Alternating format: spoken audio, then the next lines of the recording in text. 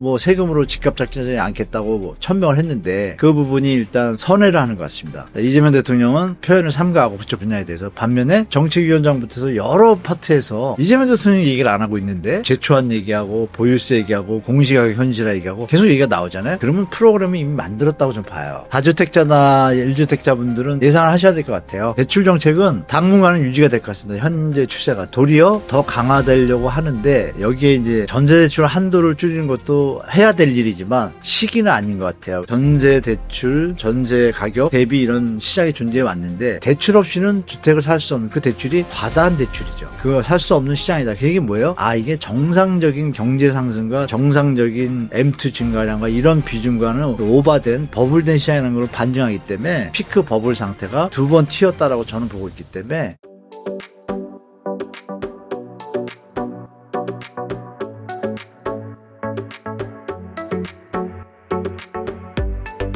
한문도 교수님 모시고 인터뷰 나눠보도록 하겠습니다. 교수님 안녕하세요. 네, 안녕하세요. 교수님, 집값이 6.27 대책 이후에 다시 오르고 있다는 신문 보도가 있는데 현재 부동산 시황은 좀 어떤가요? 일단 관망세가 계속 짙어지고 있고요. 서울 주간 부동산 상승률 제가 말씀 누누이 드리지만 한국 부동산 통계는 정확하지 않습니다. 그냥 흐름만 보시면 되고 그 통계 특히 0.01 0.09 이런 거 있지 않습니까? 왜곡된 통계입니다. 예를 들어서 과천이나 최근에 서초구 같은 경우에 과천 예를 들면은 7월 한 달 동안에 거래가 한 6, 7개 됐는데 그때까지 제가 조사했을 때 8월 한 21일인가 그랬는데요. 그때 하락거래가 훨씬 많았습니다. 한 70%예요. 그런데 그 한 달 동안에 한국 부동산 통계는 매주 상승입니다. 한 달 내내. 또 전화해서 확인하죠. 그러면 답은 그겁니다. 정성적 통계가 있다. 호가. 이게 말도 안 되는 통계죠. 그래서 우리 시청자분들은 그냥 흐름만 체크하시고 이 서울시장은 그런데 전반적으로 0.09로 좀 내려왔습니다. 저번 주에. 이번 주 이제 추가 대책이 아직 안 나와서 아직까지 상승 여력이 조금 나오고 있어요. 근데 시장 상황을 보면은 특별히 드릴 말씀은 없지만 간단해 볼 수 있는 거는 거래량부터 이제 좀 보시면 좋을 것 같아요. 그림 하나 보시면요. 시장 현황인데요. 전국 광역시 수도권 서울 할 거 없이 거래량이 이 끝선에 급감한 걸 보실 수 있어요. 그 바닥 여기 이제 8월이 끝나가니까 이제 8월 거래량인데 끝에 점에 보시면 여기서 이제 우리가 한 달 정도 신고일이 남았으니까요. 한 요 정도 올라올 것 같습니다. 그럼 전체 평균을 보면 이렇게 요선 라인이 하방 확률이 강할 때 얘기입니다. 그러면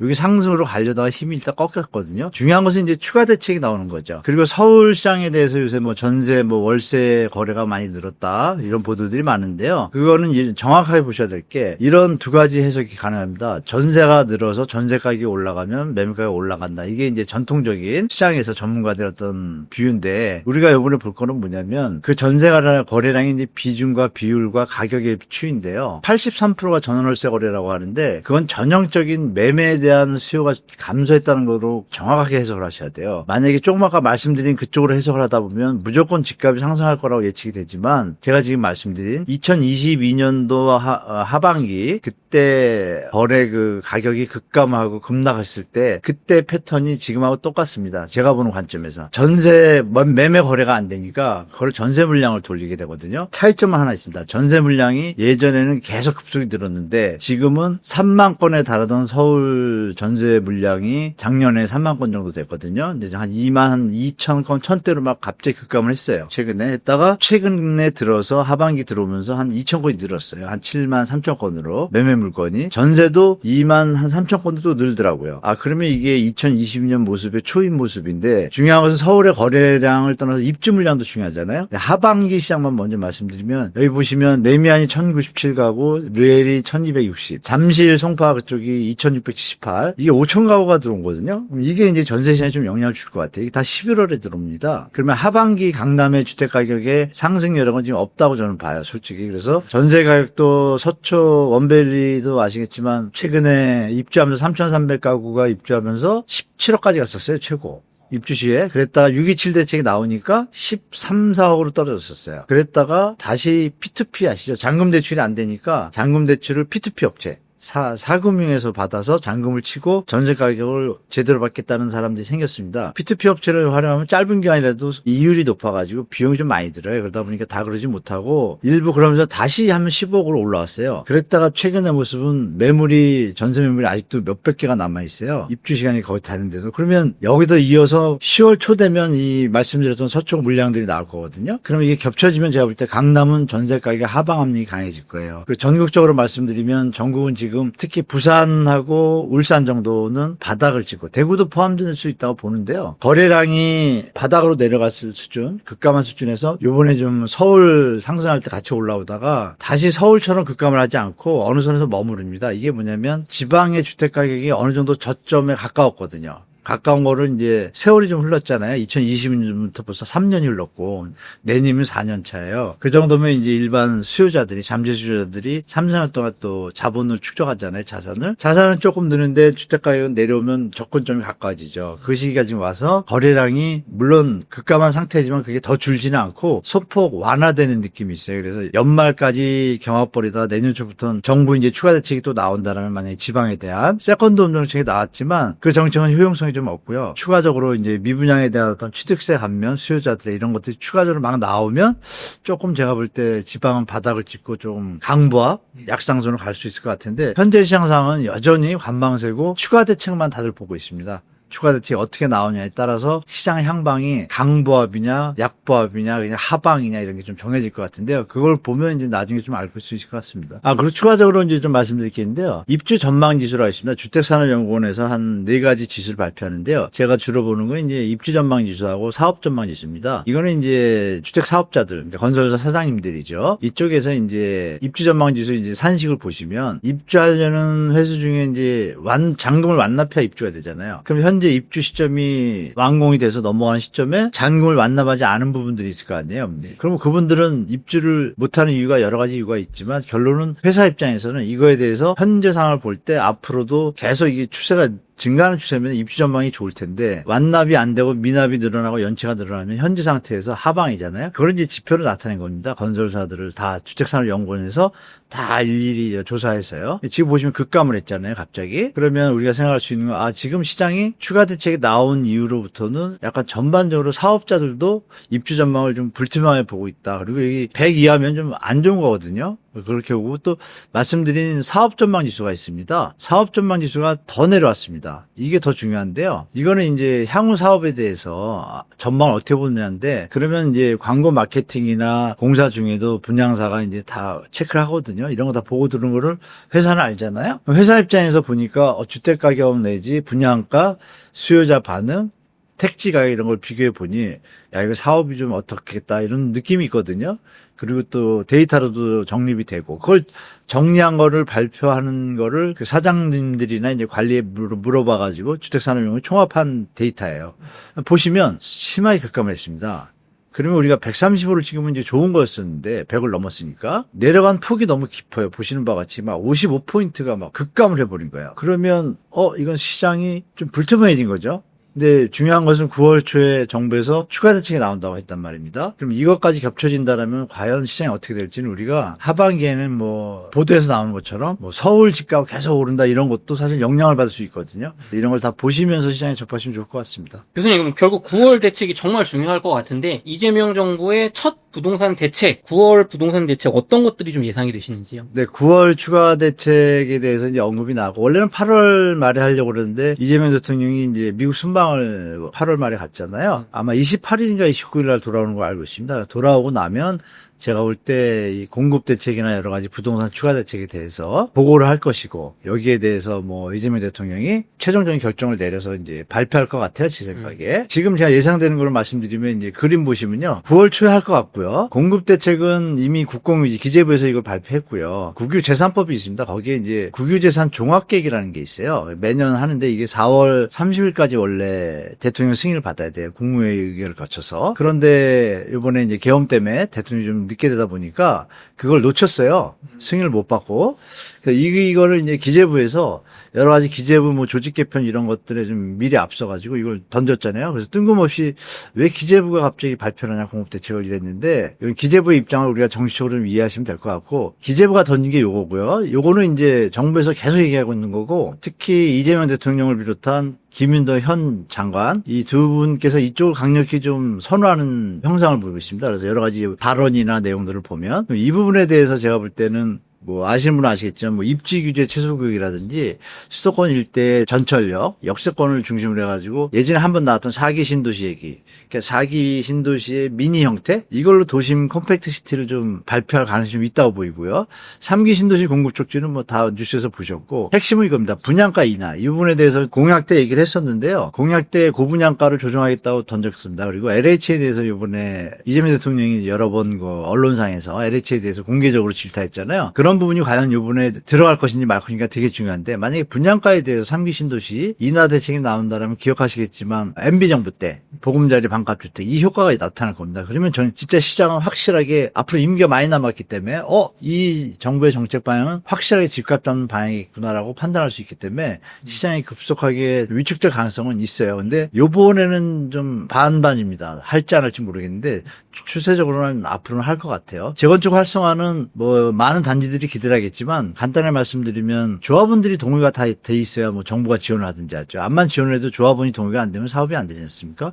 그래서 그런 조합원 동의율이 이미 완성이 됐는데 사업성의 부족으로 인해 가지고 진도가 안 나가는 현장들에 대해서만 조금 어떤 지원책을 좀 쓸 것 같아요. 용적률 완화라든지. 그리고 도심의 다세대 빌라 용적률 상향 지원은 이미 서울시가 한시적으로 일부 지역에 대해서 조금 50%씩 올렸습니다. 뭐 200%, 250%, 250 이렇게. 이 부분에 대해서 전체적으로 국토부 차원에서 조금 어떤 신호를 줄 수 있을 것 같다는 좀 생각이 듭니다. 거기까지 말씀드리고 세제 대책은요. 지금 뭐 원래 집값으로 뭐 세금으로 집값 잡지 않겠다고 뭐 천명을 했는데 그 부분이 일단 선회를 하는 것 같습니다. 이재명 대통령은 발언을 이제 표현을 삼가하고 그쪽 분야에 대해서 반면에 옆에 이제 스텝 가신들이 우리가 이제 집이 있으면 아버지가 이제 예를 들어서 뭐 나는 앞으로 술을 안 먹겠다 이렇게 뭐 단언을 했어요.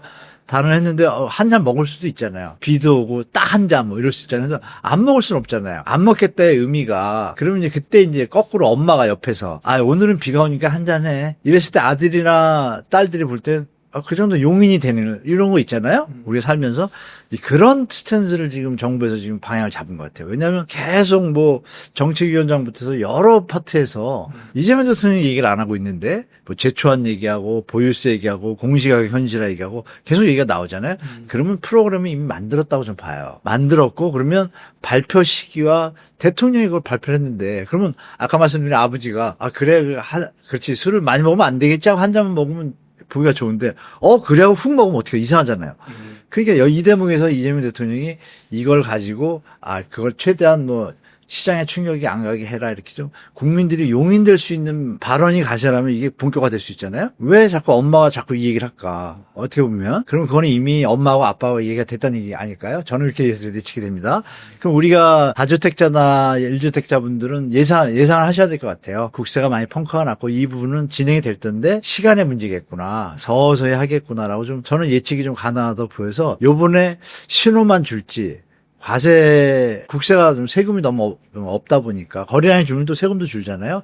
이런 게 총체적이다 보니까 양도세, 주식 양도세를 한번 두드려 맞았기 때문에 이걸 함부로 다루지 못하지만 어떤 가이드, 퓨처는 줄 것 같아요. 이런 선에서 그치지 않을까. 뭐 공정가액 비율 조정에 대해서는 검토하고 있다. 시장에 충격이 안 가게. 뭐 이 정도 선에서 처음에 던지지만 중장기적으로 앞으로 임기가 많이 남았기 때문에 좀 대처하시는 게 필요할 것 같고 대출 정책은 당분간은 유지가 될 것 같습니다. 현재 추세가 도리어 더 강화되려고 하는데 여기에 이제 시장이 지금 보시면 서울만 버티고 있지 나머지는 약간 안정 국면에 들어갔다고 보이는 시장이잖아요. 현재 역풍선 효과도 지금 없습니다. 사실상. 그러면 전세대출 DSR을 계속 기재부나 금융위가 거꾸로 얘기를 했었는데 이 부분이 실행이 됐을 때 시장의 충격을 저도 예측이 되거든요. 전세대출 한도를 줄이는 것도 해야 될 일이지만 시기는 아닌 것 같아요. 그래서 제가 볼 때 원래는 하기로 했지만 이거를 뭐 유예한다든지 뭐 이런 표현 시장이 좀 안정돼서 전세대출 DSR은 하려고 하는데 조금이라도 시장 이상하면 바로 하겠다.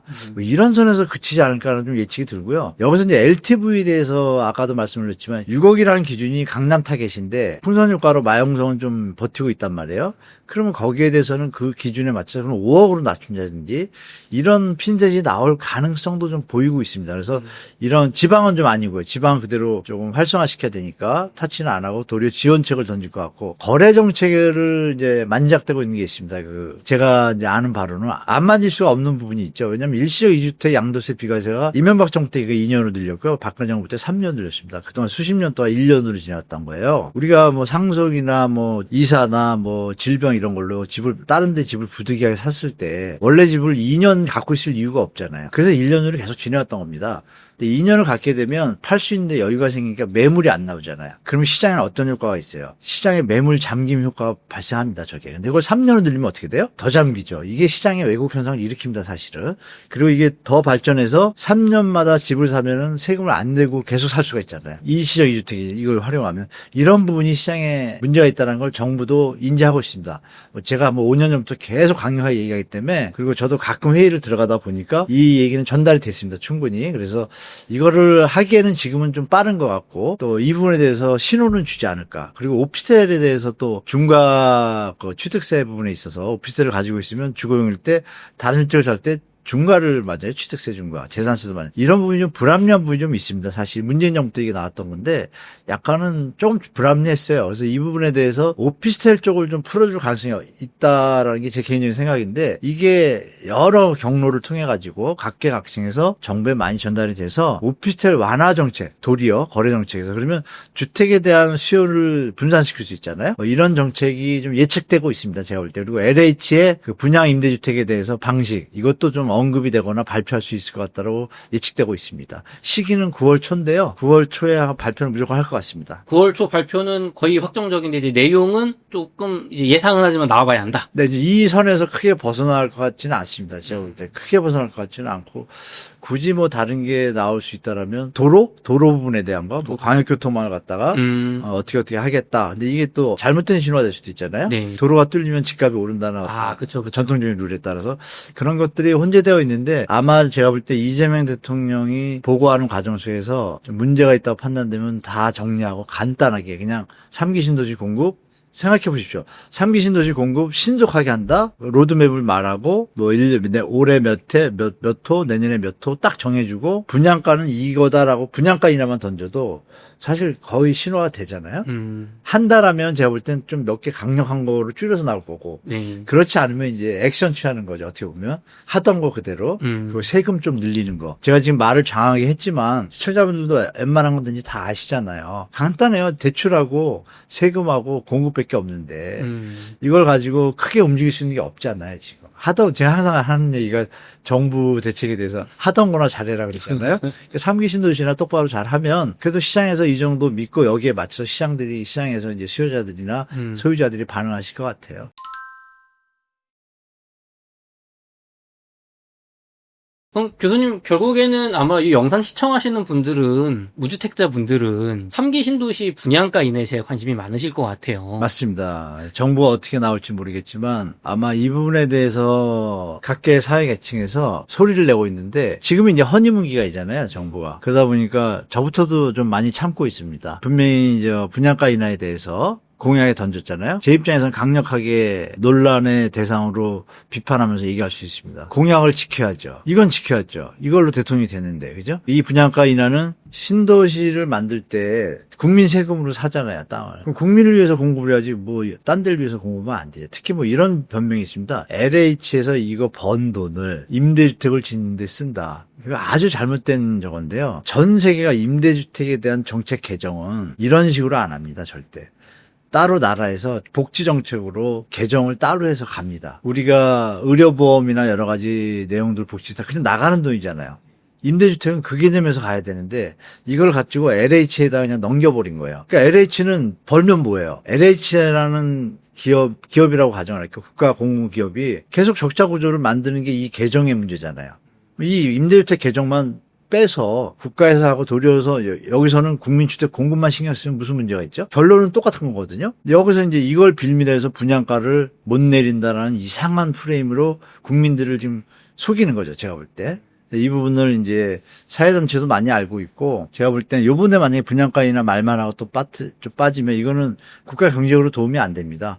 공공주택지가 주택가 분양가가 오르면 당연히 같이 다 오르잖아요. 그럼 우리 경제가 점점 어떻게 되겠어요? 지금도 부동산 자산 가격이 너무 높아서 전체 경제적으로 좀 부담이 되는 수준이잖아요. 이거는 이제 고쳐야 되는 분명한 팩트인데 건드리기가 좀 민감하니까. 그런데 여기서 드릴 말씀은 이명박 정부를 한번 보세요. 여러분. 분양가 인하한다고 나라가 망했나요? 안정되고 그때 축적을 해가지고 그 뒤에 13, 14, 15, 16, 17 우리가 항상 보면 어떤 어려운 일이라도 미래가 예측되는 정책은 해야 됩니다. 이렇게 했을 때 분양가가 안정되면 거래가 안정되고 주택가격이 안정되면 사람들의 시선이 이재명 대통령이 추구하는 주식시장이나 건전한 시장으로 자금이 옮길 거고 국가 경제 알고리즘이나 시스템이 선순환되는 시작이거든요.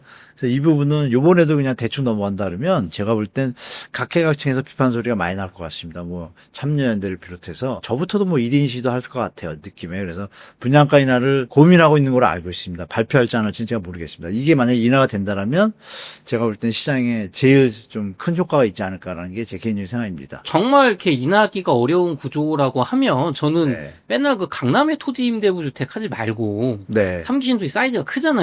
네네, 그죠. 거기 그냥 토지 임대부 주택하고 창릉 신도시, 하남 교산 신도시 33평 분양가 3억 하면 네. 잡을 수 있지 않을까요, 지금? 정확하십니다. 우리 이제 남 이사님이 전문가신데. 주소 듣다 보니까 교수님한테. 국토부 장관님이 우리 이사님 말씀 드려야 되는데 국민도 다 압니다.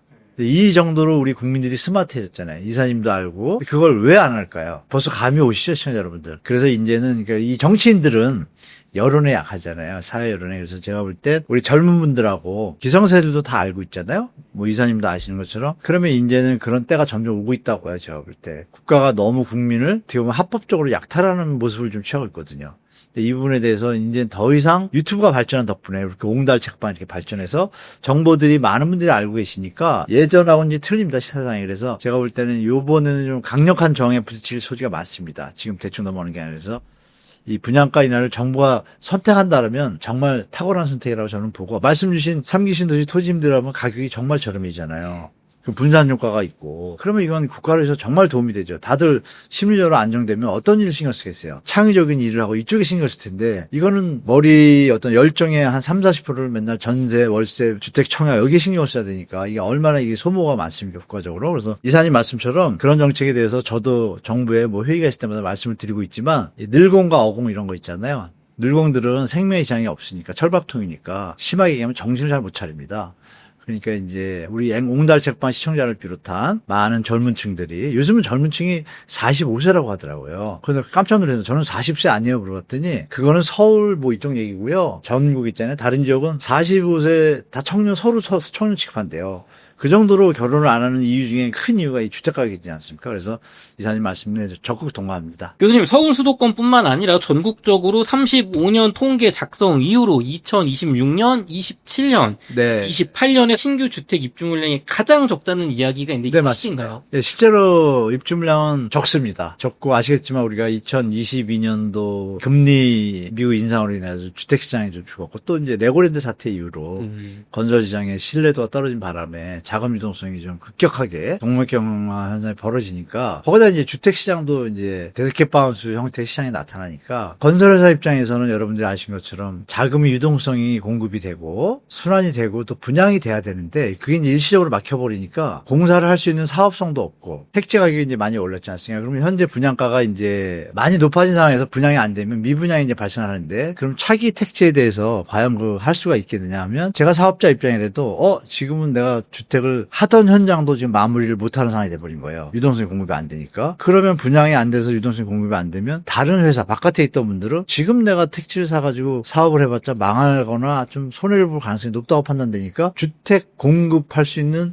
수요자들이 적어지는 거죠. 공급자들이. 그럼 당연히 그 현상은 항상 주택시장의 어떤 경제 위기로 인해서 주택시장의 유동성이 순간적으로 급감을 하게 되면은 2, 3년 뒤에 주택 입주 물량은 적어지게 되어 있습니다. 전통적으로 몇십 년 동안. 동안 그 텀이 이제 지금 말씀 주신 시간이 이제 왔어요. 그래서 25년 그나마 좀 버티지만 6년, 7년은 입주 물량이 정말 적습니다. 적은데 이때 그럼 시장 어떠냐면 또 흐름 자체가 입주 물량이 적으면 폭등을 해야 되잖아요. 근데 그 입주 물량 적은 것이 주택 시장과 경제가 좋아지고 유동성이 막 공급도 같이 좋아질 때 입주 물량이 적으면 수요 공급의 법칙에 의해 가지고 폭등을 합니다, 사실. 그런데 지금의 시장은 경제 상황이 좀 안 좋잖아요. 이때는 좀 예의가 됩니다. 그러니까 MB 때 보시면 돼요. 2008년도에 글로벌 금융위기가 터지고 나니까 물론 정부 정책도 한몫을 하지만요. 글로벌 금융위기가 터지고 나니까 그때부터 공급하기 힘들어졌잖아요. 그러니까 2011년, 12년에 입주 물량이 되게 적었어요. 그런데 그때 거래가 거의 없었습니다. 입주 물량이 그 역대 중에 지금 이제 그때 최저량을 지금 돌파하는 게 이제 내년하고 후년인데요. 그 당시는 그 전에 2006년부터 한 10년 동안에 최저량이었어요. 그런데도 주택가격이 힘을 못 썼는데 거기에는 하나의 요인도 있습니다. 경제적인 요인도 있고 MB 정부가 보금자리 반가 주택을 쳤다는 것도 되게 중요한 역할을 했습니다. 그럼 만약에 이번 정부에서 추가 대책에 그런 요소인 분양가이나 부분이 들어온다면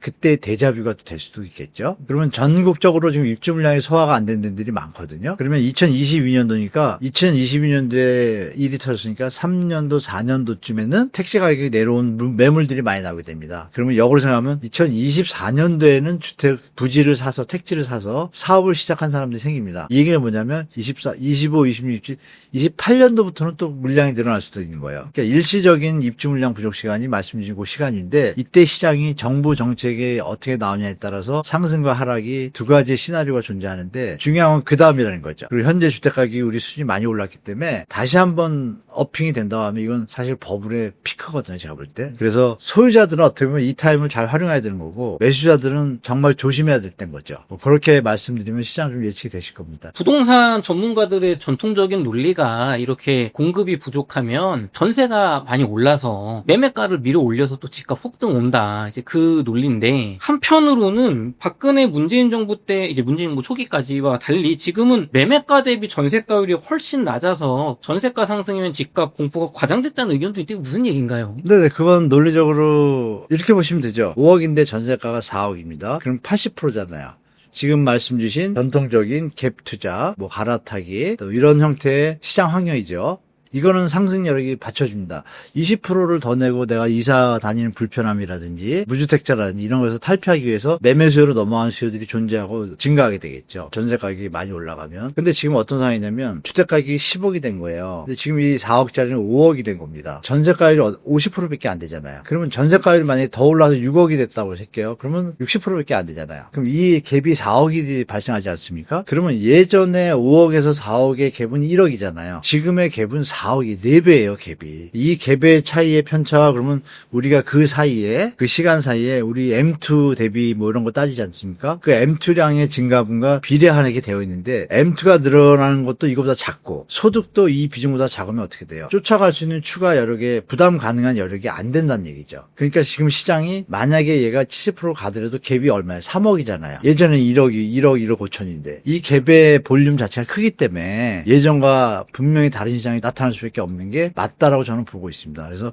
예전에 80% 만약에 돼도 마찬가지입니다. 우리가 2015년도, 16년도에 강남에 뭐 좋은 주택이 한 10억에서 15억짜리가 지금 다 30억 됐잖아요. 10억에 15억짜리가 6, 7억이던 전세 가격이 한 12억, 13억 됐습니다, 지금. 내가 30억이 됐어요. 갭이 어때요? 18억이잖아요. 이거를 메꿀 수 있는 여력이 어디서 생기죠? 없습니다, 제가 볼 때. 그래서 시중에서 얘기하는, 그래서 나온 보도들의 내용이 뭐죠? 아, 현금 자산성 있는 분들이만 뭐 주택시장에서 움직일 수 있다. 이렇게 얘기하는데 거래량은 어때요? 거래량 제가 한번 말씀드릴게요. 이 강남 거래량 최근인데요, 8월까지. 지금 보시면 제가 만든 게 아닙니다. 이거는 뭐 실거래가에 나오는 거니까 물론 뭐 신고된 건데, 아, 현금 자산성 부자들이 다 어디 갔나요? 그분들이 사는 입장에서 자기들이 들어갈 수 있는 수요는 적다는 얘기예요. 그럼 그동안 말씀 주신 전세 대출, 전세 가격 대비 이런 시장이 존재해 왔는데 지금은 말씀 주신 대로 갭이 너무 벌어지니까 대출이 딱 막히니까 아, 대출 없이는 주택을 살 수 없는, 그 대출이 과다한 대출이죠. 그거 살 수 없는 시장이다. 그 얘기 뭐예요? 아, 이게 정상적인 경제 상승과 정상적인 M2 증가량과 이런 비중과는 오버된 버블된 시장이라는 걸 반증하기 때문에 현재 만약에 전세가 비율이 지금 강남은 지금 35%대에서 50%입니다. 그만큼 벌어졌는데 만약에 전세 가격이 오른다 할지라도 35%가 50%가 될 것이고 50%가 말씀드린 대로 한 60%, 70%까지 갔다고 칠게요. 그래도 10억일 때 70%면은 한 뭐 3억, 4억이면 되는데 지금의 75%, 80%는 9억, 10억이 있어야 되는 거예요. 그러면 여러분 여기서 벌써 좀 샤하잖아요. 현금은 한 10억을 갖고 있는 분이 있을까요? 이런 개념에서 보시면 약간 우리가 지금 피크 버블 상태가 지금 두 번 튀었다라고 저는 보고 있기 때문에 지금이 임계점이고 조정 시간이 좀 다가오지 않나라는 게 제 개인적인 생각입니다. 교수님, 근데 상급지 비싼 시장은 교수님 말씀도 맞는 것 같은데 네. 오늘 제가 뉴스 기사 보다 보니까 지금 중저가 이제 빌라 시장에 아, 예, 예. 허그 이제 전세 보증을 공시지가의 126% 이상 안 해준다고 해서 지금 전세입자들 전세금 어떻게 돌려받냐 네. 난리가 났는데 네. 이 대책은 지금 어떤 의도인가요? 그걸 이미 공지됐던 건데요. 우리가 뭐 3억짜리 집이면 예전에 150%까지 하다가 계산을 해보면 공시가격의 126%는 실제로 한 80% 정도밖에 안 납니다. 그러니까 3억짜리면 예전에 한 2억 6천까지 나왔는데 이게 한 2억 2천까지 줄어요. 그러면 2억 6천에 전세를 살고 있던 사람들한테 소유주 입장, 임대인 입장에서는 그 2, 3천을 돌려줘야 되잖아요. 계약 만료돼 돌려줘야죠. 대출이 안 나오면. 근데 그러면 보증 한도가 거기니까 새로 들어오는 임차인한테 뭐 더 받아서 줄 수도 없어요. 거기가 한도니까. 그럼 그 부분에 대해서 임대인들 입장은 어때요? 임대인들은 힘든 상황이죠. 그럼 지금 말씀 주신 언론들은 프레임을 어떻게 가야 될까요? 임대인을 타겟으로 하면 시장의 효용성이 좀 반응이 약해요. 그러니까 임차인들이 자 내가 이 집을 들어가려고 하는데 이 비율이 작아서 대출을 더 못 받는다. 시세가 버티고 있다 그러면 갭이 발생하잖아요. 그러면 여기서 언론들의 시각은 두 가지가 존재하죠. 장기 시계로 볼 때는 주택 가격이